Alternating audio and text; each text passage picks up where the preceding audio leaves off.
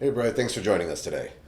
No problem. I'm glad to be here. Thank you. So, why don't we just start off by you just telling us a little bit about yourself, where you're from, what brought you into I'm, the I'm military? Brad Davis. I'm actually originally from Ohio. Washington Courthouse is where I graduated. Washington Courthouse. Hmm. Okay. Where's that around? It's actually South Central Ohio. Oh, okay. Gotcha. And what did you do before you got into the military? Like, when did you get into the I military? literally, when I signed up for the military before I was actually 18 years old, I was trying to get my dad. Well, let me rephrase that. I tried to sign up for the military before I was 18 years old. My dad wouldn't do it because he said he was not going to get blamed for it if I didn't like it. So. Gotcha. So as soon as I turned 18, I signed up for the military. I actually went and signed up to go in the Air Force first. Okay. And how long did you stay in the Air Force for? I was in the Air Force about 3.5 years. I served a tour in just outside Madrid, Spain, Torrejon Air Base, Nice. which is a pretty good assignment. Yeah. And then what I did, I was only in 3.5 years because what I did is I actually inter-service transferred from the Air Force into the Army. Okay. And people was like, "Why did you do that?" Yeah. I was curious Well, myself. first of all, when I went into the Air Force, when I first signed up, my goal was to be a pilot. I wanted to fly jets. That was what I wanted to do. Of course, recruiters, they have a way of doing things, and they said, well, go into this career field. Right. You're going to get to work on the armament systems on the F-16s. You'll love it. You have a blast, and then you can work your way up to becoming an officer. And I was like, oh, sure, why not? I was young and stupid at the time. So. But anyhow, that's the reason why I went in the Air Force, to be a pilot. And once I figured out that that wasn't going to happen in the Air Force, because I actually went through trying to get into the pilot training program in the Air Force, Okay. and they weren't taking. I was married at the time, and they were not taking pilots that were married into the pilot training program. Okay. So, but I heard the Army was looking for helicopter pilots. I was like, So I went and it was pretty interesting because I was in Spain. I had to do all my my physicals and everything in Germany. So I went back and forth from Spain to Germany to get my physicals and everything else, so I could actually inter-service transfer into the Army and go through the Warrant Officer Training Program. How long was that transition? Because you went back and forth. So. Well, back and forth. It was only a few months, and Oh, and then I was literally discharged from the Air Force and re-enlisted in the Army the same day. Okay. Simple transition. So it was basically flew back to Delaware, where we actually transitioned from the Air Force, and then I flew down. They assigned me to Fort Rucker, Alabama, for the Warrant Officer Training Program, and when I got there, I was enlisted in the Warrant Officer Training Program. So Sweet. it's So- pretty interesting. So what did you wind up doing? You did fly in the Army? Well, yeah, I said it was a little bit of a challenge getting in because when I was in the Air Force, I had glasses, but they said they wasn't going to be able to waive it. My sight was good enough when I was doing my physical, but when I got to Fort Rucker, my sight wasn't good enough. Right. I literally had to go up to the general of the base and get a waiver to wear glasses while I was going through flight training, Okay. which was one of the first to do that. Yeah. So. That would make sense. So It was pretty interesting. I mean, like I said, it was like it's something I always wanted to do. I always wanted to fly, and I get that from my mother. My mom actually took her her solo at 45, 46 years old. First time my mom did that. So And your mom has her license? Or she had a did. license? Yeah, No she kidding. yeah she did for a short period of time before her health got worse. Yeah, yeah. But no, that's the reason why I went into. That's why I wanted to fly. I just loved the idea of it. So I went through that whole process, going through the Warrant Officer Training Program and so forth, and then my first assignment was Fort Riley, Kansas, which is like the armpit of the Army. Mm-hmm. But anyhow, it was not my first choice of assignments. I wanted to go to Seattle or somewhere different, but anywhere but Fort Riley. But No wish ended up there. list.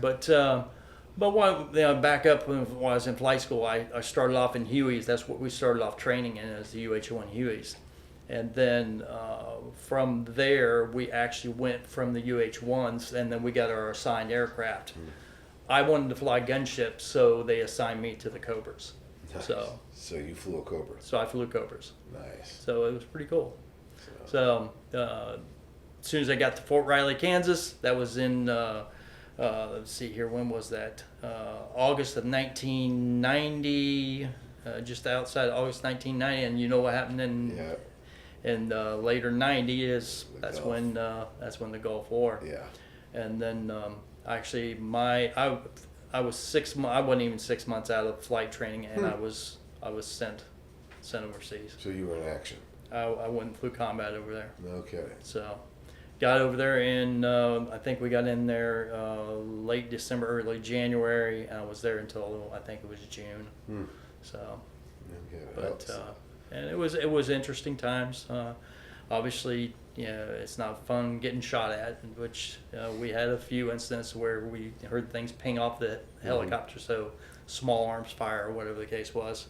So it was interesting. Blew a lot of stuff up. Yeah. But I mean, that was what we were there for. I remember we were flying into one of the missions, and I can't give you the details on the mission, but we were flying in. We were supposed to take a radar site out, so the Air Force could do what they needed to do. And we came to this town, and we were doing a run into the town where the radar site was on top of the tallest building there. And we fired the tow missiles and so forth, and you saw people just running and scattering. I mean, it was just, it was, Nice. and that's when we started hearing pings on the aircraft because of small arms fire. So we had to set down. We literally had to set down behind a sand dune and find how much, if there was any damage or anything. And we were very fortunate that there wasn't any damage. So Small arms at least. so thank goodness for that. Okay. Because the protection in the aircraft wasn't the best in the world because you had armor plates on the side of your seats, not really anything underneath you. Oh. You can only imagine that. Yeah. But and like I said, it was obviously we had plenty of guns, so we could do that. But it was pretty interesting times there. The only other interesting, there's bits and pieces of it I remember. I don't know if I blacked out some of it or not, but there was a time I was assigned as a convoy commander. We were moving from one location in Iraq to another location in Iraq, and me and the sergeant major was in charge. I was the convoy commander, and he was second in charge. Mm-hmm. And you gotta understand, I was my young 20s. And we were going up through and taking the convoy all the way up to the next location, which was a good ways. And we had to stop for the night. And me and the sergeant major, we had to decide which direction to go because we were told to go a certain direction, but we could see off in the distance explosions and so forth, so we knew something was going on. And we chose to go a direction around, and it was a good thing we did because otherwise we would have been right in the middle of a tank battle. So, and obviously we ended up we incurred some fights right there, but nothing. And like I said, there's bits and pieces. I can't remember all of it right now, but that was probably one of the stories I had in there. And obviously, when you're over there, you see, I guess the thing about, everybody hears about the weapon systems that we have. They hear about the titanium rods that are in the shells of the tanks and so forth, and what people don't understand is what those things actually do. Well, I've seen the result of what happens when a titanium rod goes through another vehicle. Takes everything from inside of it, outside of it, through whatever hole is there. So it's so I saw some things probably pretty that wouldn't be interesting. That would just be, you can't imagine. Sure. So, but no, I mean those would probably be some of the what I can remember. Some of it I really don't remember some of it. Sometimes you kind of think. You look at, I don't feel I have any kind of PTSD or anything like that, but I go and I think back, and I'm like, was I really there? Mm-hmm. And I know I was, Right. but there's bits and pieces. I remember living in the tents when we were in the different tents that we had to set up locations and so forth. I remember the flooding. We literally had to dig moats around our tent to keep our tents from flooding it. And you're thinking, well, you're in the desert. You don't have rain. Yes, you do. And I remember, you sleeping in Arctic sleeping bags at night because it's so cold. And in the daytime, it's so hot. I mean, people don't understand that. And then when you're flying, the Cobras, we were actually started flying night missions when we first got there, and then our unit didn't have any accidents, but there was some accidents with the Cobras and the aircraft that used night vision versus the infrared. Night vision doesn't work really well when there's moonlight because it reflects off the sand. Makes sense, yeah. So it causes a lot of issues. So Cobras were assigned more day missions at that point forward, and so it was interesting times. Obviously, the Apaches had the infrared, so they flew the night missions, along with the other aircraft reconnaissance and so forth. But it was interesting times.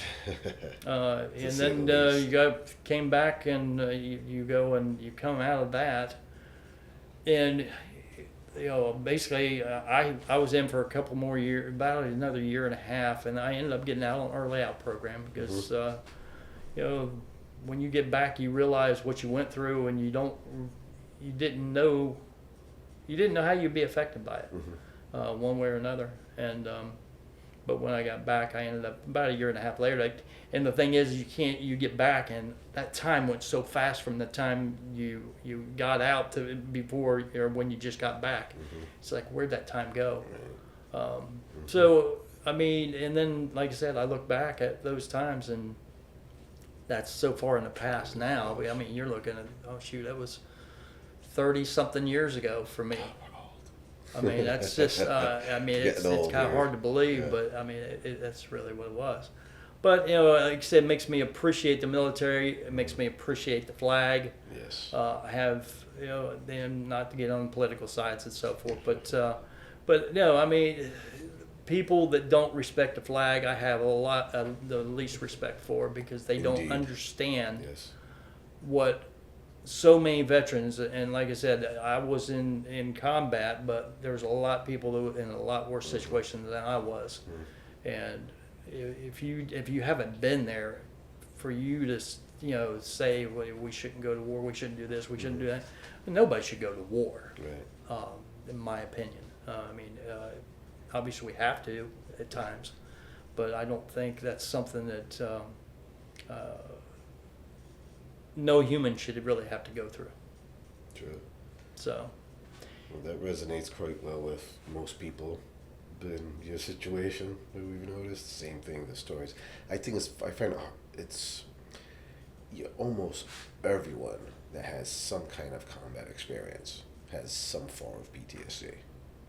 Yeah, that's probably true. I mean, the thing is, like I said, you block a lot of it out, or you black out. I mean, things you just don't remember, or you remember bits of it, but you can't remember the other part of it. Right. And so it's, like I said, I'm fortunate it hasn't affected me like it has a lot of others. And like obviously we need to help as many of the others out there. Yes.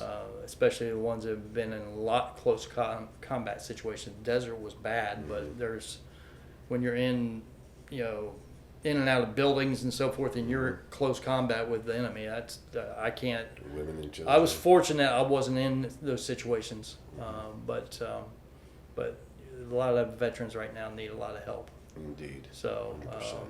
So I do believe in supporting the veterans. Matter of fact, I've formed my business as a veterans-owned business to help other veteran business owners and so forth, and that's some of the things I do now. So. Nice. So when you got out, that was your transition to. When I got out, actually, I went into car sales of all places. My dad was in the car business in management and so for 20 some years, and I ended up getting into the sales portion, and then I worked myself into management for years. Never really liked it, but it was something I knew how to do. I could make a living to afford to take care of my family and so forth. And then I've done other things. I've owned different businesses. I've done some network marketing, a lot of things that a lot of people try and do, and so forth. And some people succeed and some people fail. And the way I look at it, and when it comes to business, I've heard it, you fail your way to success, but I don't think that's the actual truth. You have failures in the process of achieving success. There it is. That's where it comes down to. I mean, obviously you want to try to avoid as many failures as possible because it's not the greatest thing But to it do. is inevitable. But you're going to have some of those things and that makes you a better person through the different things that you've been through. Truth. Whether it be combat or whether it be owning a business or anything else, really. So after that, you said you have a business now that it's a bit of Well, a now me and wife, Susan, we started a business just a few months ago. We actually are in Clearwater, Florida. Okay. What we deal with now, we deal with artificial intelligence. We do things with the mobile applications. In other words, everybody has these apps on your phone. Whether you got a Google phone, you got an Android phone or an iPhone. But there's other things other than just mobile applications. We do what they call advanced identity resolution services, which some of the technology has been out prior for probably 10 years or so, but we've got an enhanced version of it where a business that has their they have their website and they're driving traffic to it, but what most people don't understand, there's a lot of people that end up on that website that never do anything. They don't put any information in or whatever. Well, we have their information now, and we can get it as a lead to that business for very inexpensive, actually. lead generation. So that would be, that's a form of the lead generation. And then we have another source of lead generation too. Yes. So what we're trying to do is, like I said, the number one thing businesses need is customers. Truth. I mean, the fact is they need customers, and if we can help them do that, and we can start off by helping veteran-owned businesses to do that, we want to do that. One thing that we are working with mobile applications, the mobile apps, we're using it for nonprofits. We're working with trying to work with more veterans organizations and so forth. We're trying to do things that we can give back to the community. Good. So it's not just about making money, it's about giving back to the community all at the same time. Awesome. Obviously, we have bills to pay, you got expenses, you got things like that, but we do what we can. Right. Well, that's awesome. That's good to hear. So when did you all get back to Florida? Like, when did you make the move to Florida, and why? Well, actually, I moved to Florida about almost 9 years ago. I actually came down here for reasons I wanted to get away from where I was at in South Carolina, which South Carolina was like, where'd that come from? Well, that was in between Ohio and all other places I lived. I moved up to South Carolina. I lived around there for about 17 years. And then moved down here in the last 9 years. But mainly, there were some things I just wanted to get away from Ohio. Not illegal, but when it comes to personal Right. things. Of course. But came down here. I've always loved Florida, anyways. I didn't know if I would like living here or not, but I actually do. Yeah, I love it here. It's a great place to live, and I like this coast a lot better than the other coast. Most definitely. I can attest Something to that. about the bay side, or the Gulf side, excuse me.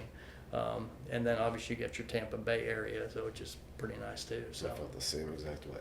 I went from the East Coast to but this. I do. I love it down here. And matter of fact, me and my wife, we got married. My current wife, we got married. Let's see here, almost 6 years now. She's from New York. We knew each other from a previous business that we had done some business with some people, and basically ended up. It's strange because we were just friends, literally acquaintances and friends. Never ever thought of anything more than that. and then went through some things a few years ago, and then shortly after that, well, I'm a man of faith and so forth, and I turned all over to the Lord. I said, Lord, I don't want another woman unless you bring her to me. And He did. So He brought her to me, and in 6 months, we have a pretty amazing story there too. But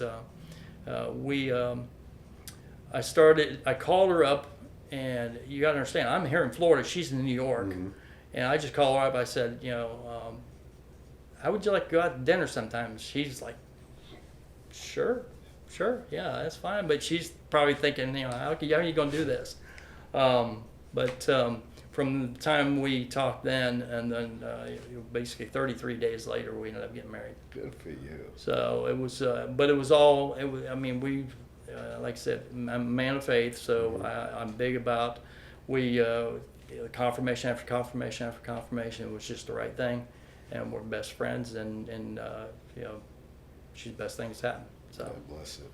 I do have 3 children from my previous marriage, and I've got grandkids. I've got 9 grandkids. 9 grandkids. So it's just like it's amazing, to be honest with you, but to have 9 grandkids. But they live in Colorado. That's I was assigned out there years ago, and they liked Colorado. They stayed in Colorado, so they're happy there. But I've got 2 girls, 1 boy. The boy's in the middle. He doesn't like that so much. But anyhow, my oldest and the youngest, my oldest is she's in retail and so forth with a chain of grocery stores, and then my youngest, she's in the medical field, and then my son, he's still trying to find his way. So. Yeah. But no, he's boys will be boys. He works for Coca-Cola. It's a good company. He's been there for several years now, and don't get to see my. That's the thing is, when you get to this point in life now, it's like you've been in the military, you've done some other things, you started a business, but you want to spend time with your kids and grandkids. And everyone's doing their own life. Yeah, exactly. That's really what it's all about. That's really what it comes down to. Family is probably the most important thing. And I think you learn that a lot from being in the military, and especially if you've served, or even if you haven't served in combat, you still served. You realize how important family is. Perfect. So. Yeah. Well, that's perfect. Thank you for taking this time and sharing those details. Well, we kind of went all over the place. Yeah, but well, that's what we're here for. It's about knowing the people behind the uniform. So that's true. And I greatly appreciate your time. Even more grateful for your service and your courage and your sacrifices that you made to your country. So. Well, I'm going to say one more thing. Yeah, absolutely. I was just going to say, our business is Worksmo. WRXMO. We're located in Clearwater, Florida, and like I said, we'll have anybody who wants to get into contact with me. We'd definitely love to help a lot of veterans and anybody else that needs the help. Okay. And how can they get in touch with you? They can actually reach out. It's 877-496-7966. That's our 800 number. Or they can go to info@worksmo.com. That's WORXMO.com. Okay. Outstanding. I'm sure we'll get that out to you. Sounds great. Thanks again, Brad. I appreciate all your time. All right. Appreciate it. Have a good one.